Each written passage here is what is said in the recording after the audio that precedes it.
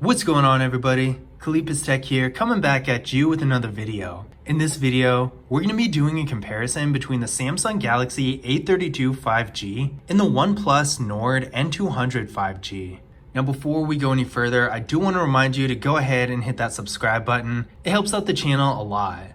But with that out of the way, let's get into the video. So the Samsung Galaxy A32 5G has a 6.5-inch 90Hz TFT display with a resolution of 720p, a PPI of 270, an aspect ratio of 20:9, and a screen-to-body ratio of 81.6%. We got a water drop notch up here for the front-facing camera, and this camera is 13 megapixels. I'm not a huge fan of water drop notches, but other than that, I do think the display looks pretty decent. The OnePlus Nord N200 5G has a 6.49-inch 90Hz IPS LCD display with a resolution of 1080p, a PPI of 405, an aspect ratio of 20:9, and a screen-to-body ratio of 83.7%. We got a hole punch up here for the front-facing camera. I think this looks a lot better. Hole punch designs are so much cleaner than water drop notches. And this camera is 16 megapixels, so it's slightly better quality than the Samsung Galaxy A32 5G. So overall, I do think the OnePlus Nord N200 5G has a little bit of an advantage in terms of both display and the design itself. This phone does have a 1080p resolution, so that is going to make a considerable difference when you're doing stuff like viewing photos, streaming videos, even playing games. The higher resolution is of course going to look a little bit better. The other thing is the overall appearance. On one hand, the Samsung Galaxy A32 5G doesn't look bad, but compared to the OnePlus Nord N200 5G, this phone just looks so much higher end. It has thinner bezels and the hole punch front-facing camera and just a better design overall. Now that being said, the Samsung Galaxy A32 5G has an advantage when it comes to storage. This phone has 128GB of internal storage with microSD card expansion, whereas the OnePlus Nord N200 5G only has 64. Now keep in mind there is a variant of the Samsung Galaxy A32 5G that's only 64GB, but the fact remains that if you want more storage, you can just get the variant like this one that has 128GB. But if you want more storage and you have the OnePlus Nord N200 5G, you're just gonna have to look for another phone that actually has more storage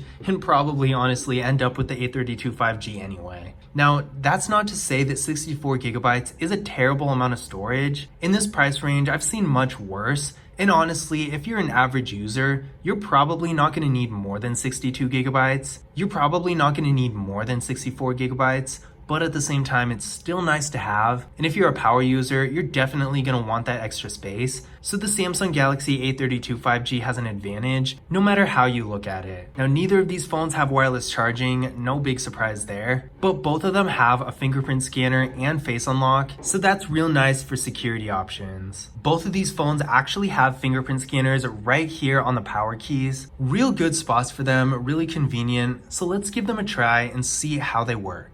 So starting with the Samsung Galaxy A32 5G. There we go, one more time. And there we go. As you can see, this fingerprint scanner is real fast and responsive. No issues here. Let's see if the OnePlus Nord N200 5G can keep up. There we go, one more time. And there we go.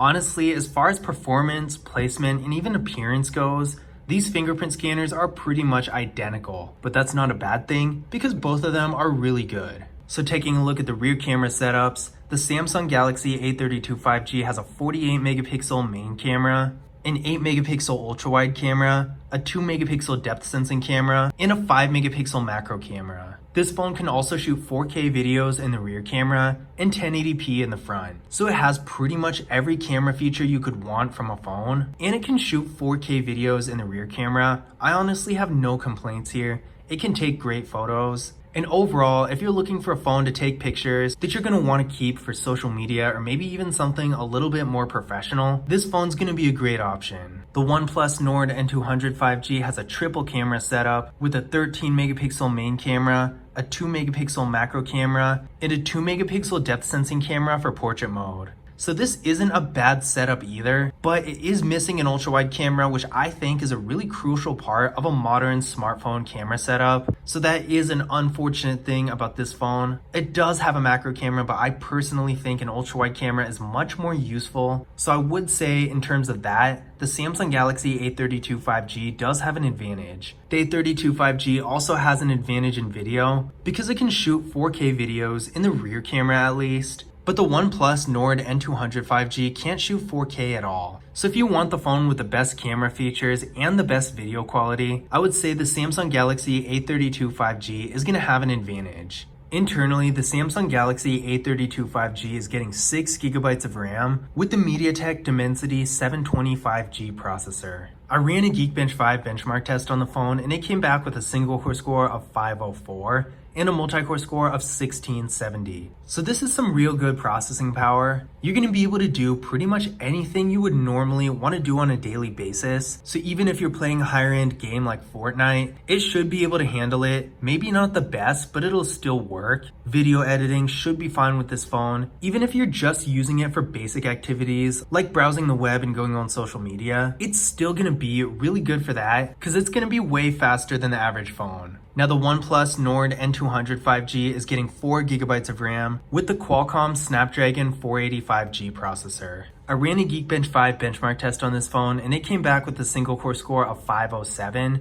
and a multi-core score of 1554. So same situation as the A32 5G. I do think this phone's going to be able to handle pretty much anything you throw at it. Of course, it's not going to be flagship level. Flagship phones today tend to be more than double this, but at the same time, it's still going to be able to handle pretty much everything. And for daily activities like browsing the web and using social media, it's going to be really fast. Now comparing these two, of course, the Samsung Galaxy A32 5G is going to have a little bit more processing power and is going to be a tiny bit faster overall, but really the difference is so small that they're basically at the same level. Both of these phones have a 5000 mAh battery, with the A32 5G supporting 15 watt fast charging and the Nord N200 5G supporting 18 watt fast charging. The fast charging is really not a huge deal because that feature is so situational, so for all intents and purposes, these phones both have the same battery, which in this case is good because 5000 mAh is a really large battery that's going to give you tons of battery life throughout the day and a lot of longevity down the road.